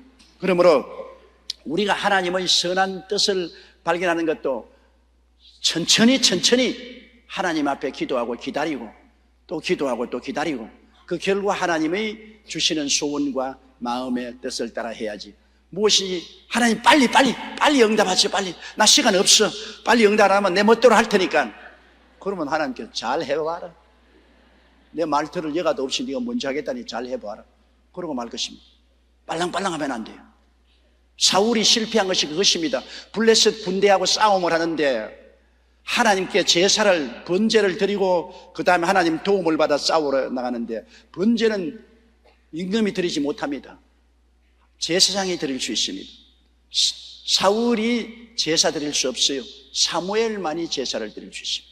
그래서 사무엘에게 연락해서 전쟁터에 와서 번제를 드려달라고 했는데 사무엘이 좀 시간이 늦었습니다. 노인이 되고 길을 걷는 것이 쉽지 않았습니다. 요사이 같으면 자동차 타고 올 것인데 그때는 지팡이 좀 걸어오니 노인이 다리에 힘이 없어서 늦었죠. 사울이 보니까 시간이 늦고 블레셋 군대는 점점 가차이 오고 이스라엘의 군사들은 놀라서 떨고 어느 놈들은 달아나고 하니까 급하단 말이에요. 왜 이 사무엘이 빨리 안 오냐? 빨랑 왜 안 오냐? 빨랑 안 오니까 에라까지 기다릴 거 없다. 내가 먼저 해야지. 그만 제단 쌓아가지고서 제사장이 제사를 드려야 되는데 왕이 하나님께 번제를 드렸습니다. 그 번제를 드리고 난 다음에 사무엘이 도착했습니다. 사무엘이 어떻게 왕이 이렇게 망령된 짓을 했느냐? 왕이 할 일이 있고 제사장이 할 일이 있는데 왕이 왜 제사장한 일을 왕이 했냐? 사무엘은 빨리 오지 아니하고 군사들은 흩어지고 적군은 가까이 오니 내가 너무 다급해서 이렇게 했습니다. 여하간 당신이 망령한 짓을 했으므로 하나님께서는 당신을 버리고 당신 대신 다른 왕을 세울 것이라 했습니다. 왜? 기다리지 못하는 것입니다. 기다리지 못한다는 것은 굉장한 허물이 될 수 있습니다. 하나님 앞에서. 그러므로 빨랑빨랑도 좋지만은 기다릴 줄 알아야 됩니다. 그래서 하나님의 뜻을 알고 난 다음에는 빨랑빨랑 해야 돼요. 하나님의 뜻을 알고도 느릿느릿하면 그건 안 되죠. 하나님의 뜻을 알고 난 다음에는 빨랑빨랑 하지만은 하나님의 뜻을 알기 전까지는 오랜 시간을 두고 하나님 앞에 기다리는 우리들이 되어야 되는 것입니다. 기다린다는 것 참 힘듭니다. 야훼를 앙망하는 자는 새 힘을 얻으리니, 앙망이 뭡니까? 앙망이라는 것은 기다린다는 말인 것입니다. 하나님 앞에 기다립니다. 그러므로 우리의 기도가 자꾸 일방적으로 말만 하는 것을 기도로 생각하는데요, 우리 사람들이 기도하자면 자꾸 막 자기가 말해서 나중에 할 말이 없으면 막 지어낸다고 정신이 없습니다. 그냥 한 말 또 하고 한 말 또 하고 정신없이 하는데 그게 기도가 아닙니다. 기도는 하나님 앞에 내가 마음에 소원이 있는 뜨거운 소원을 하나님께 다 아뢰고 난 다음 그 다음에는 기다리는 것입니다. 가만히 앉아서 30분도 좋고 1시간도 좋고 기다리는 것입니다. 어떤 분들은 말하면 기다리다가 그만 내 코 고는 소리에 내가 잠이 깨는데요, 하나님 앞에서 코를 골아도 좋습니다. 자도 기다리는 것입니다. 저는 기도문에 가서 기도 구울에서 하나님 기다리다가 1시간 이상 엎드려서 잔 적도 있습니다. 정신없이 자도. 그래도 하나님 기다리면 성령이 충만해지더라고요. 하나님 앞에 내가 마음의 소원을 아뢰고 기도하고 그 다음에는 기도할 것이 없으면 또 기다려요. 하나님 앞에 가만히 기다립니다. 그러면 여러분, 이슬이 내리는 건 눈에 안 보이지 않아요? 그래도 새벽 이슬에 몸 젖는다는 말이 있지 않습니까? 이슬이 내리는 것 안 보여도 이슬 밑에 새벽에 있으면 옷이 축축해지는 것입니다. 하나님이 말씀하는 것 안 들려도 성령이 우리 마음속에 소원을 일으키고 생각을 변화시켜서 나중에 일어나 보면 나도 모르는 사이에 이미 하나님의 소원을 받아들이고 하나님의 생각을 마음속에 가득하게 가지게 되는 것입니다. 하나님이 역사하는 게 안 보여도 기다리면 하나님이 우리 속에 역사해 주시는 것입니다. 그러므로 기도란 일방적으로 말하는 것만이 기도가 아닙니다. 하나님 앞에 시간 내어 기다리는 기도가 굉장히 좋은 기도인 것입니다. 그러므로 너희로 지극히 선한 것을 분별하기 위해서는 하나님 앞에 오래 참고 기다리며 하나님의 뜻을 분별하고 또 진실하여 허물 없이 그리스도의 날까지 이루고, 이 세상에 사람이 가장 중요한 것이 뭔지 압니까? 진실입니다. 진실의 지수.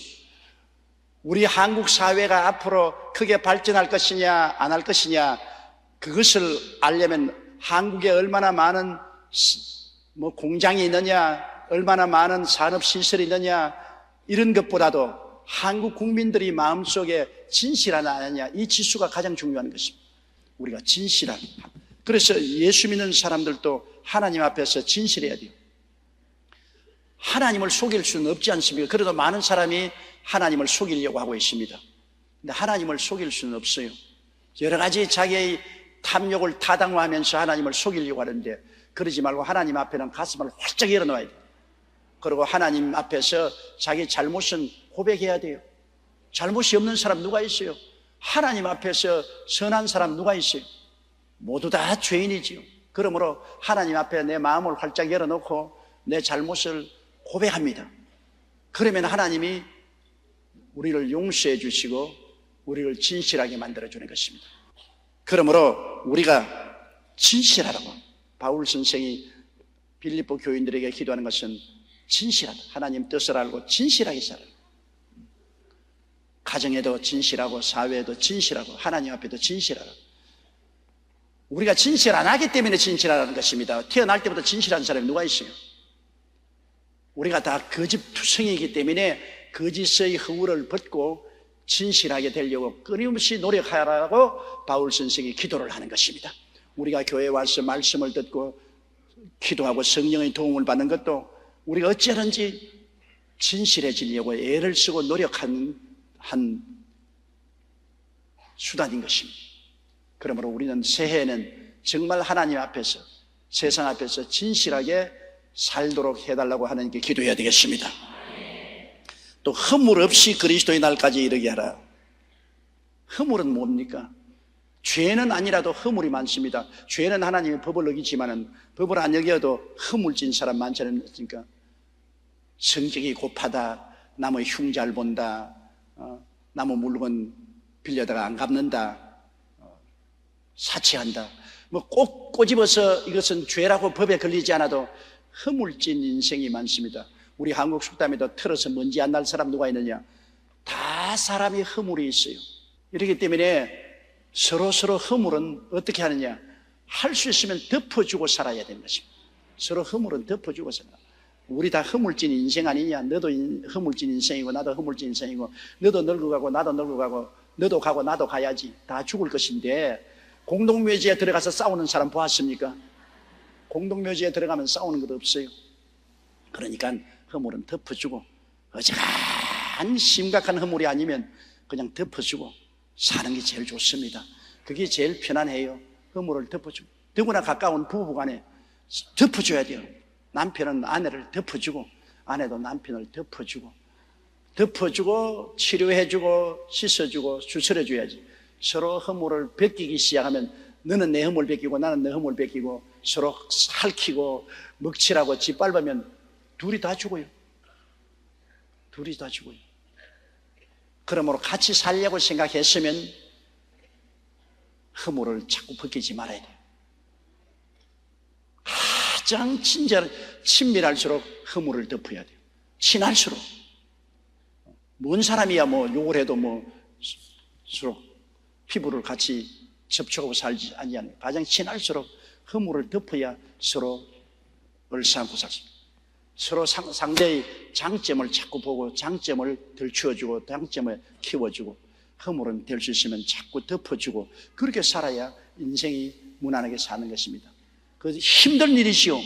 그러나 행복하게 살려면 그런 노력이 있어야 되는 것입니다. 노력하지 않고 행복에 도달할 수 있는 길은 없지요. 아무도 완전한 사람은 없으니까. 허물투성입니다. 오늘 설교하는 저도 허물투성입니다. 다른 사람이 나를 볼 때 아유 꼴통으로 볼 때가 많아요. 나도 허물투성입니다. 그렇다고 해서 나를 꼴통이라고 보는 사람 자신도 허물투성입니다. 서로 벗기기 시작하면 나중에 둘이 다 빨가벗게 되는 거예요.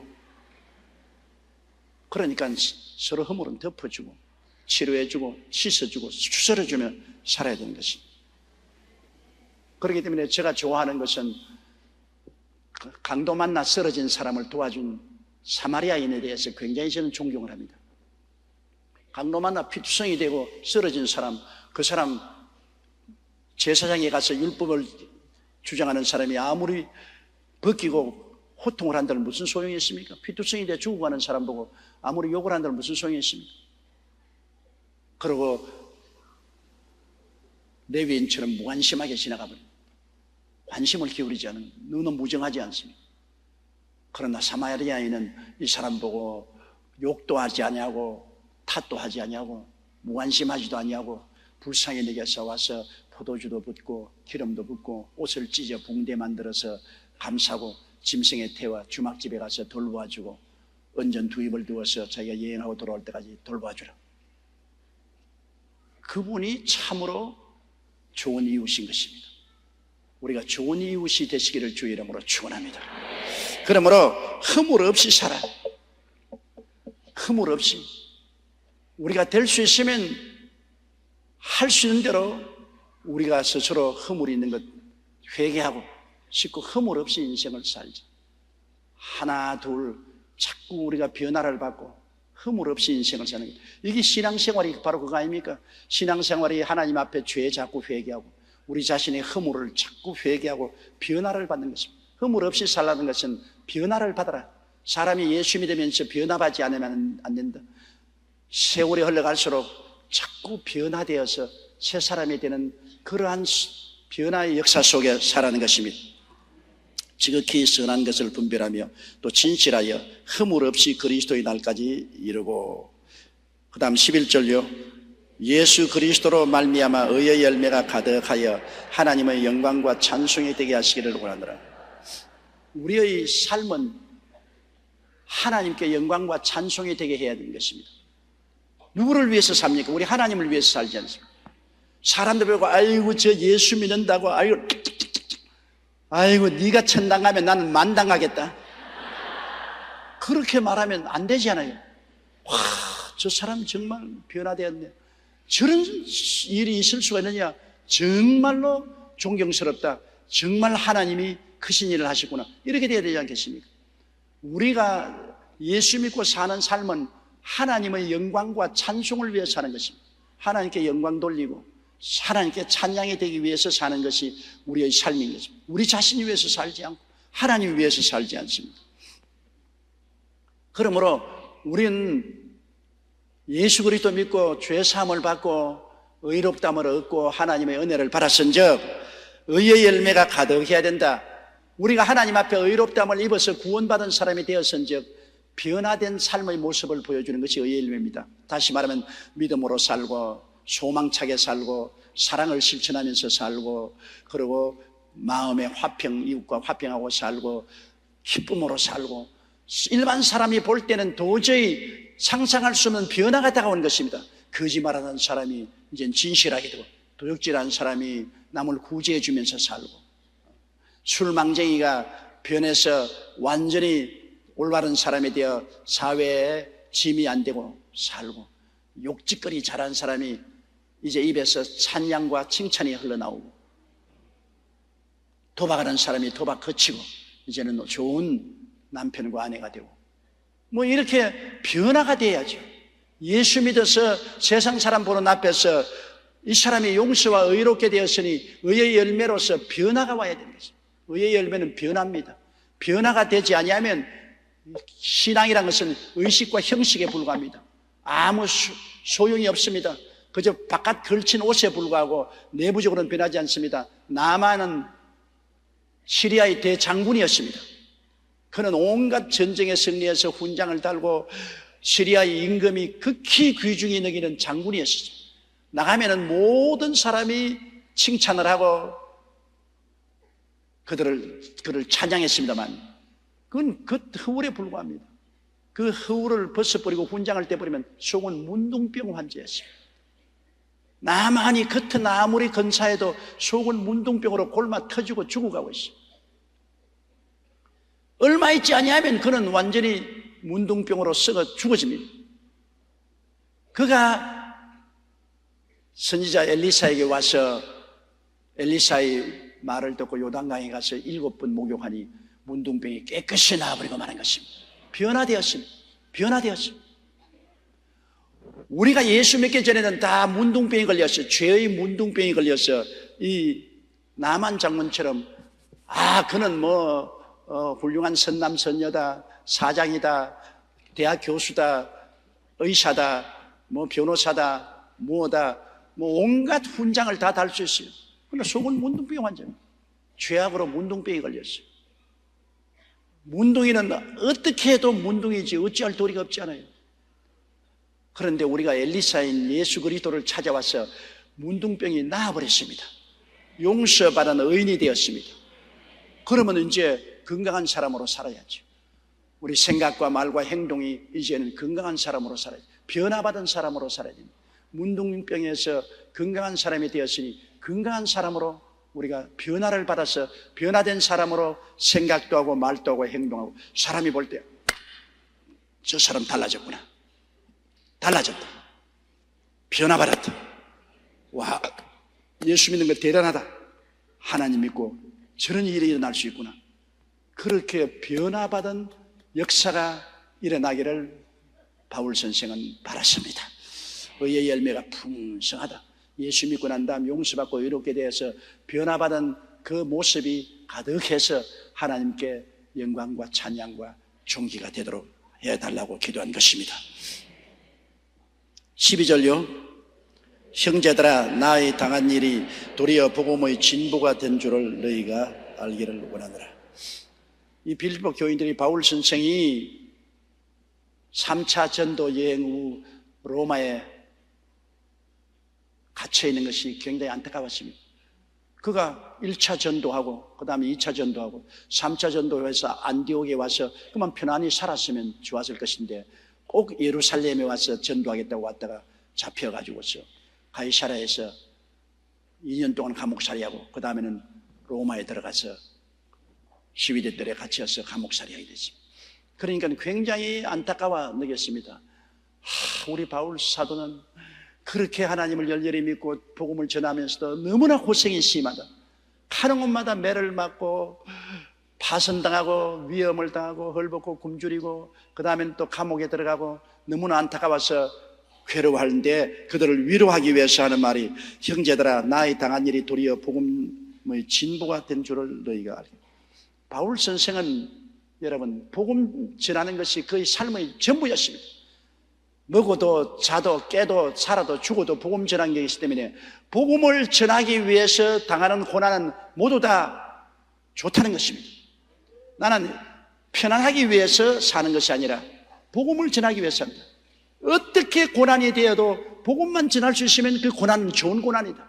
아무리 편안해도 복음을 전할 수 없는 것이면 그 평안은 아무런 이익이 없는 것입니다. 바울은 목적을 가지고 인생을 살았습니다. 그 목적을 위해서 어떠한 고난이 있어도 그는 두려워하지 않았습니다. 우리도 인생을 사는데 떠돌아 그냥 바람 부는 대로 물결 치는 대로 내려가면 살아서는 안 돼요. 목적 있는 인생을 살아야 돼요. 나 같은 인생이 무슨 목적이 있냐? 나는 아주 평범한 주부고 아무것도 할 줄 모르는데 내가 무슨 목적을 가지고 살 수 있느냐? 그렇지가 않아요. 모든 예수 믿는 사람들은 하나님 앞에서 목적이 있는 것입니다. 여러분이 아무것도 할 것 없으면 성령께서 여러분은 기도하는 목적을 줄 수가 있는 것입니다. 아무것도 할 것 없으면 하루에 몇 시간씩 주의 종을 위해서, 교회를 위해서, 복음 전거를 위해서, 선교사를 위해서 기도할 수 있잖아요. 그럼 기도하는 걸, 그 기도하는 거 기도가 시시해요. 기도가 제일 중요한 것입니다. 기도 없는 하나님의 사업은 아예 출발부터 실패인 것입니다.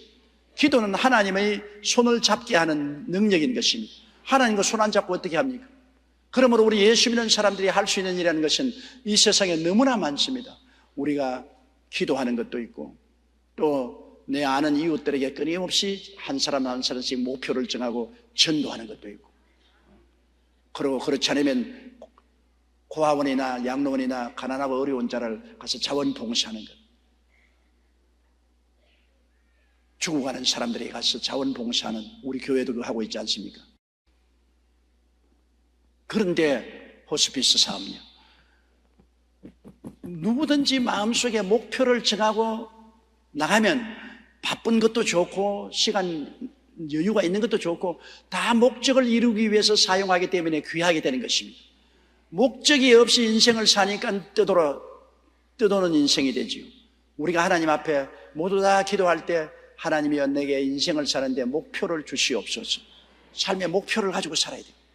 누구나 지역장, 구역장님들은 훌륭한 목표를 가지고 있지 않습니까? 내 지역이나 구역원들을 주께로 이끄는 굉장히 좋은 목표를 가지고 있습니다. 목표 없는 인생은 꿈도 희망도 가질 수 없습니다. 꿈이나 희망이란 목표를 따라서 생기는 것이기 때문에 목표를 가지고 목표는 여러 가지가 있을 수 있어요. 그러나 거룩한 목표, 내 인생 전체를 바쳐서 살아가는 거룩한 목표가 있어야 돼요. 자식 대학 입학시킨다, 남편 출세시킨다, 집 옮겨야 되겠다, 장사해야 되겠다. 이건 내 개인적인 인생의 목표고, 그 개인적인 목표. 오늘 무관심이라는 제목으로 은혜를 나누겠습니다. 누가복음 16장에는 부자와 나사로의 이야기가 나옵니다. 어떤 부자가 있었는데 그는 매일 좋은 옷을 입고 날마다 친구들과 함께 잔치를 벌리며 호화롭게 살았습니다. 그런데 그 부잣집 대문 밖에 나사로라는 거지가 온 전신에 헌대를 나르며 버림받아 개들과 같이 먹고 자고 있었습니다. 그러나 그 집 주인은 부자가 되어서 매일같이 잔치를 베풀며 살았습니다. 요사이 오늘날 우리 사고방식으로 보면 부자에게 큰 잘못이 없는 것처럼 보입니다. 내가 벌어서 내가 선다는데 누가 뭐라고 하겠습니까? 하지만 하나님께서는 그에게 죄를 물었습니다. 무슨 죄였을까요? 무안심의 죄를 책망했습니다. 그는 산의 진미를 배불리 먹으면서도 자기 집 대문간에 굶어 죽어가는 사람에게 무관심했습니다.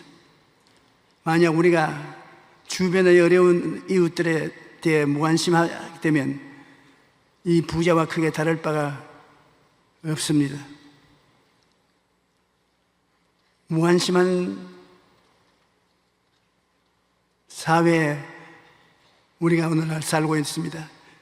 2006년 데이비드 샤프라는 등반가가 혼자 에베레스트 등산에 도전했다가 8,500m 지점에서 저체온증으로 쓰러졌습니다. 다른 등반팀 40여 명이 그 옆을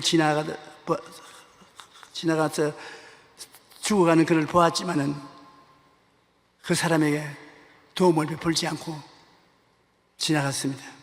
그 결과 그는 저체온증으로 죽었습니다.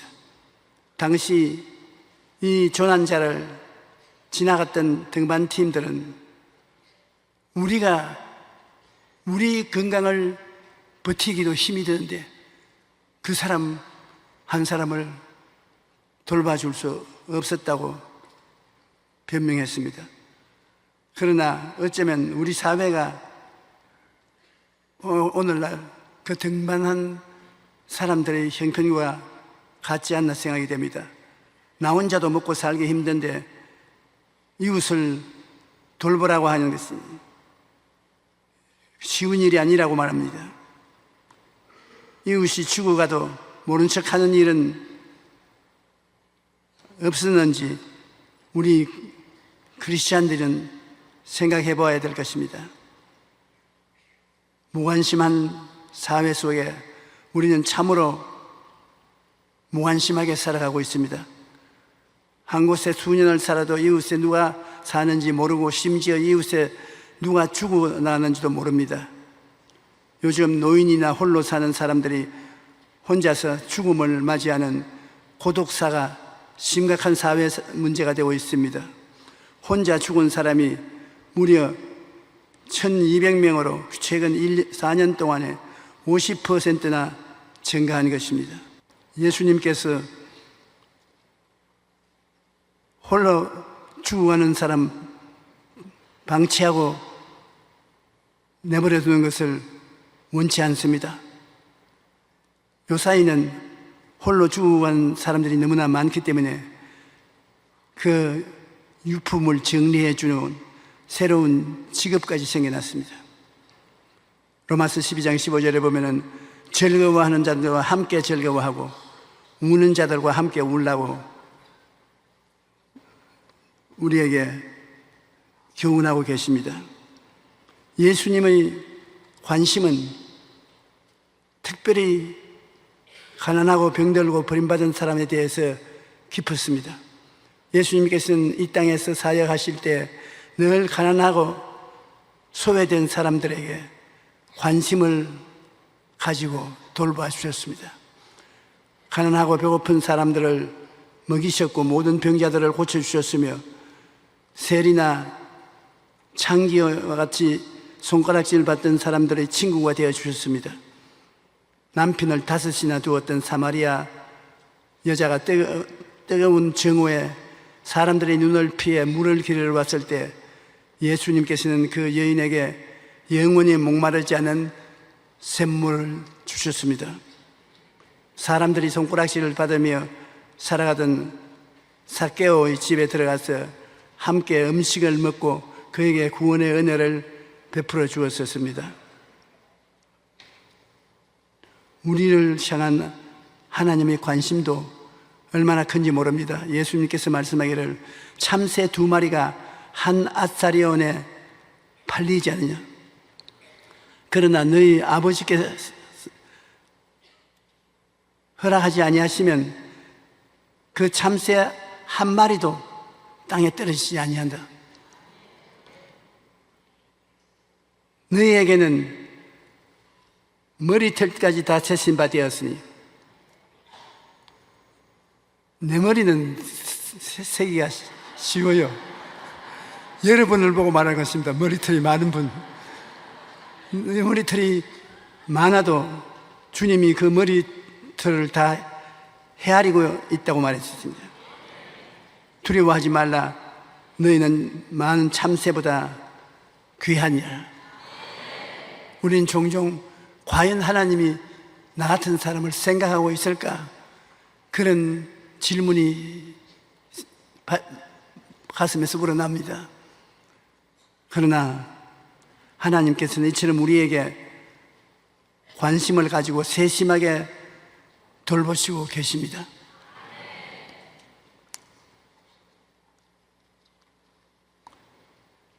관심의 힘은 대단합니다. 나는 어떤 부형님의 간증을 듣고 감동을 느꼈습니다.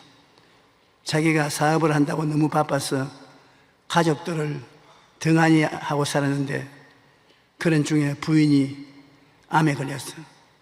암이 온몸에 퍼져 부인은 더 이상 살아갈 의욕도 상실하고 마는 것입니다. 그래서 부인과 가정에 무관심했던 그 남편이 아내를 살려달라고 하나님께 기도를 드렸습니다. 집사람을 살려주십시오. 그러니까 하나님 성령이 말씀하시기를 관심을 기울여 주라. 너 아내를 그냥 내동댕이 쳐 놓았기 때문에 저렇게 됐지 않냐. 관심을 기울여 주라. 그래서 하나님 앞에 회개하고 그날부터 아침에 자고 깨면 세숫대 세숫물 떼서 와서 아내에게 얼굴 씻어주고 그 다음 밥을 지어서 직접 밥 숟가락을 아내 입에 갖다 대어주고 목욕통에 물 데워서 목욕시켜주고 옷 벗겨주고 옷 입혀주고 그러고 아내 옆에 앉아가지고서 찬송가 불러주고 기도하고 그러니 그 부인이 무슨 쇼 한다고 이런 짓을 하냐 두고 보자. 한 달이 지나도 그렇게 하고 두 달이 지나도 그렇게 하면서 그 남편은 결판이 날 때까지 내 무관심에 죄를 회개하고 부인을 보답해 주겠다고 했는데 부인이 가만히 보니 이 보통의 일이 아니라 남편을 사랑하게 되고 마음에 기쁨이 들어오게 되고 사는데 희망이 생겨서 그만 암이 나아버리고 말하는 것입니다.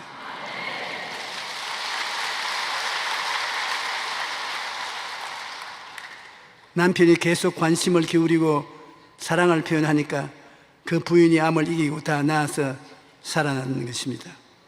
그래서 그 남편이 간증하기를 관심을 기울이는 것보다 더 중요한 약은 없다고. 그래서 그 간증을 읽고 저도 마음이 굉장히 감동이 되었습니다.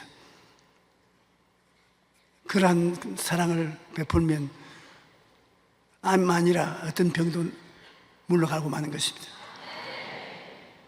마음의 즐거움은 양약이라도 마음의 슬픔은 뼈로 썩게 하는 것입니다. 하나님은 이런 사랑을 갚아주시는 것입니다. 예수님께서는 누구든지 제자의 이름으로 이 작은 자 중 하나에게 냉수 한 것이라도 주는 자는 내가 진실로 너에게 이르노니 그 사람이 결단코 상을 잃지 아니하리라고 말씀하셨습니다. 냉수 한 그릇은 사람의 눈에 보잘것없고 초라하게 보이지만 하나님의 눈에는 그렇지 않습니다. 하나님께서는 우리 마음의 중심을 보시기 때문에 작은 것이라도 나누면 하나님께서 갚아주시는 것입니다. 힘들고 각박한 세상이지만 나누고 베푸는 마음이 있으면 세상이 따뜻해지고 살맛이 나는 곳이 됩니다. 누가복음 6장 38절엔 주라, 그리하면 너희에게 줄 것이니 곧 후이 되어 누르고 흔들어 넘치게 해서 너희에게 안겨주리라. 너희의 헤아리는 그 헤아림으로 너희도 헤아림을 도로 받을 것이니라고 말씀하고 계신 것입니다. 빅토르 휴고의 작품 중에 가난한 사람들이라는 단편이 있습니다. 한 어부가 가족의 초라한 오두막살이지만 행복하게 살고 있었습니다. 어느 폭풍우가 치는 밤 아내는 바다로 나간 남편이 걱정이 되어서 부둣가로 남편을 기다려 갔습니다. 그런데 자기 집을 건너서 이웃집을 지나가야 돼요. 부둣가로 갔는데 보니까 이웃집에 과부가 죽었어요. 그래서 과부가 죽어 있는 것을 발견하자마자 뛰어들어가서 아주 귀한 보화를 훔쳤습니다. 주인이 죽었으니까 누가 보는 사람이 없으니 훔쳐가지고서 도망을 쳤습니다. 그래서 자기 집에 가서 과부집에서 훔쳐놓은 것을 감추어 놓고 남편 오는 것을 기다린 것입니다. 과부의 집에서 훔쳐온 것을 남편에게 어떻게 말해야 할지 몹시 불안해했습니다. 남편이 돌아오자 아내는 일단 이웃집 과부가 죽었다는 사실을 알립니다. 그러자 남편은 고아가 된 아이들이 너무 불쌍하니 당장 데리다가 우리가 키우자고 말했습니다. 남편이 말을 듣고 아내는 남편을 데리고 침실로 갔습니다. 그런데 놀란 것은 그곳에 바로 죽은 과부의 아이들이 곤히 잠을 자고 있었습니다. 아내가 훔쳤다는 건 바로 고아가 된 아이들을 훔쳐온 것입니다. 참 아름답고 따뜻한 이야기 아닙니까? 훔치려면 이런 보화를 훔쳐야지 은이나 금이나 돈을 훔쳐서는 안 될 것입니다. 오늘날 여러 가지 이유 때문에 이웃의 불행을 보고도 외면하고 모른 척합니다. 하지만 우리 그리스도인은